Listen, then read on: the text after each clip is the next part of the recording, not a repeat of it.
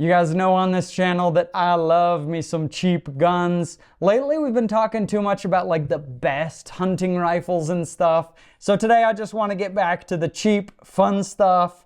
I spent the last month really looking through the internet and finding the best guns under 300 bucks, something to just get your excitement for guns back up. Too many guns cost $1,000 and it just feels unattainable. So let me start with this. This is from a company called Desert Tech. It's a company here in Utah, actually, in the United States. They make this awesome bullpup chassis kit for a Ruger 1022. If you already own a Ruger 1022, the chassis only costs 300 bucks. So it turns, like, this is the Ruger 1022 action and the barrel's in there, but the stock is gone. So it turns your 1022 into a bullpup. It's so cool. So by bullpup, I mean the trigger's here and your magazine is back here in the actual stock. So it makes it incredibly short, super lightweight. It's just that I had so much fun shooting this today. And it has storage here for 2 Ruger mags there and 1 right there. It gives you an upgraded trigger from your Ruger 1022. It obviously has to change the trigger because it needs a wire coming back to your action, right? And like you put this on in like 10 minutes and you're set to go. It is just a kick shooting this thing. I haven't even put a sight on mine yet. I just was too excited when I got this to go out and shoot. So they have had it in gray and now they have, I think the olive green looks sweet that is brand new from Desert Tech. So that's gun number 1. That's maybe one of my favorite guns that I've shot, I don't know in how long, a really long time. In terms of not just the best gun out there, you know, expensive stuff, but just like, that just made me smile was the Desert Tech 1022. Pretty cool. Up next is really anything that you find at your local pawn shop. If you go in with a budget of 300 bucks, I wanted to see realistically, like, what could you get? Are you just gonna get, you know, grandpa's old 30-06 that's there? They certainly have a lot of that. But I found one that got me smiling when I saw this and was super excited to take this out to the range. This is a Luger. It's not an actual Luger centerfire pistol. This one, you'll see the logo there. This one is made by Stoeger.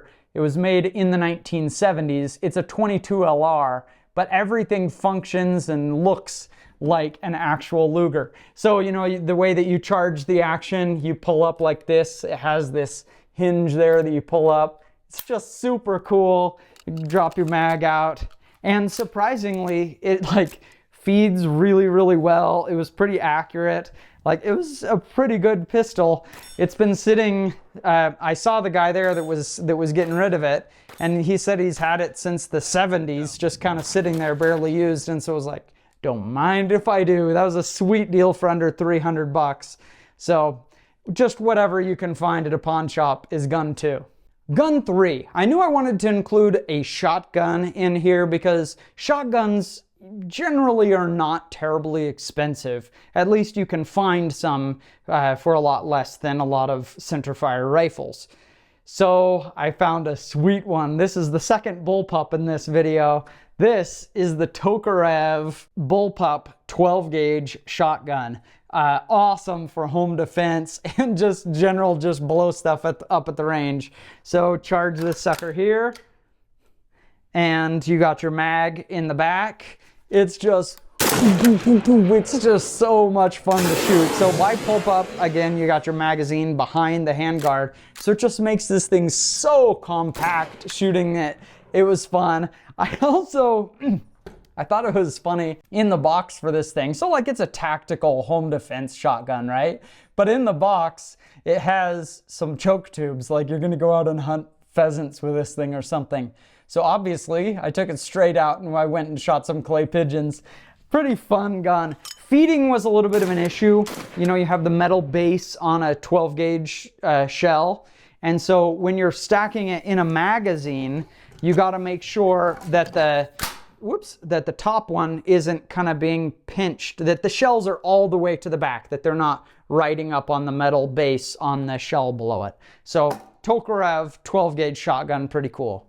Next up is one that you've probably seen. This is the Heritage Rough Rider. This one is in 22 LR with a gigantic 16-inch barrel. It's just a fun gun. These are all kind of just the guns you want to just throw in the truck to just go blast up the desert on a Saturday, right? This is not the type where the cylinder comes to the side, so you're kind of moving the action and kind of feeding here one at a time into the cylinder. And it's surprisingly accurate because of the super long sight height between the front and the rear.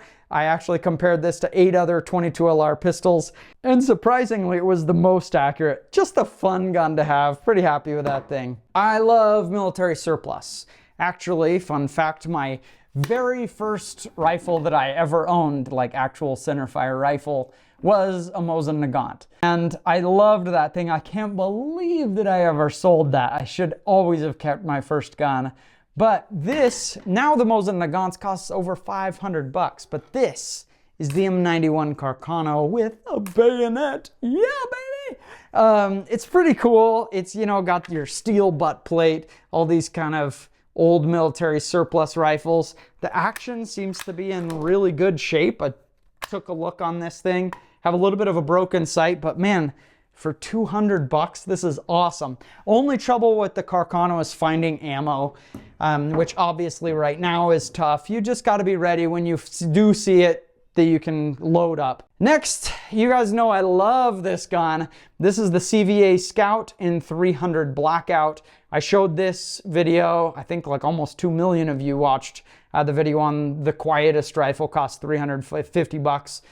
The reason I say that is you can shoot subsonic ammunition in the 300 Blackout, and then if you put a suppressor on there, it's just dead silent. Now 350, I know I'm kind of cheating here because I promised guns under 300 bucks. Here's the plan. Take the 300 bucks you got, stick it in your pocket, go donate plasma, and get yourself a CVA Scout. But really, I just mean any truck gun. Like, you can get a 300 Blackout rifle from Savage, a Savage Axis, or even some models of the Ruger American for under 300 bucks. And then you got a sweet subsonic, super short barreled rifle that you can put in your truck. Next one, I do want to be kind of serious about, because I honestly think this is maybe the most dangerous firearm I've ever shot. And I'm not joking about that. This is the Altor single shot pistol. A few reasons that, in my opinion, I found it to be dangerous. Number one is this firearm does not shoot when you pull the trigger. You pull the trigger and it doesn't fire. This gun shoots when you let go of the trigger and it springs forward. So the scenario that I could see easily happening is you hand this to somebody, never know what it is, shoot this gun. I've checked this, it is empty. You pull the trigger and you say, the gun didn't shoot. You let go of the trigger, hear that snap, you just shot. And so that's dangerous. So what's happening is, see this little angled plastic piece right here? That angled plastic piece it's intended that you pull the trigger and you keep going until your finger slips off here. And that's when the firing pin snaps forward. I think that could be dangerous. Obviously, if you know how to use this very unusual firearm, it's okay, works all right. But I think I could see the potential of somebody who doesn't understand how to use this gun, and it could be dangerous.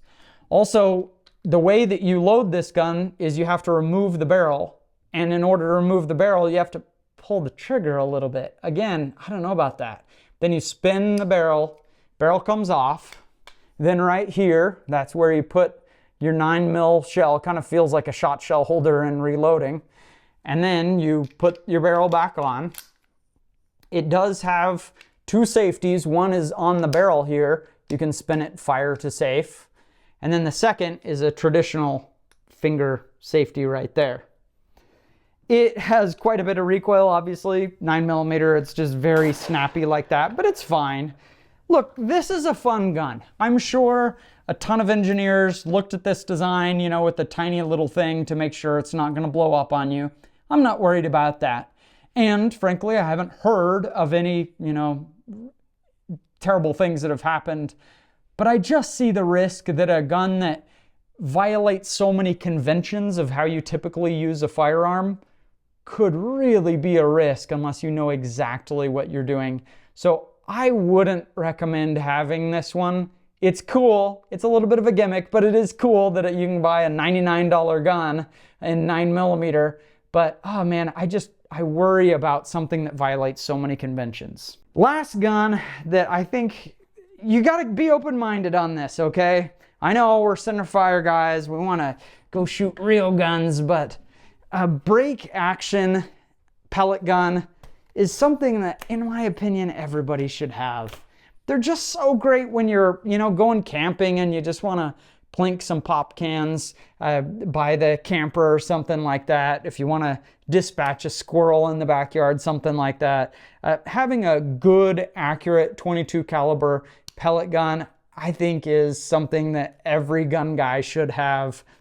I found some pretty cool guns under $300, but of all of them, this Desert Tech Trek 22 was just so much fun.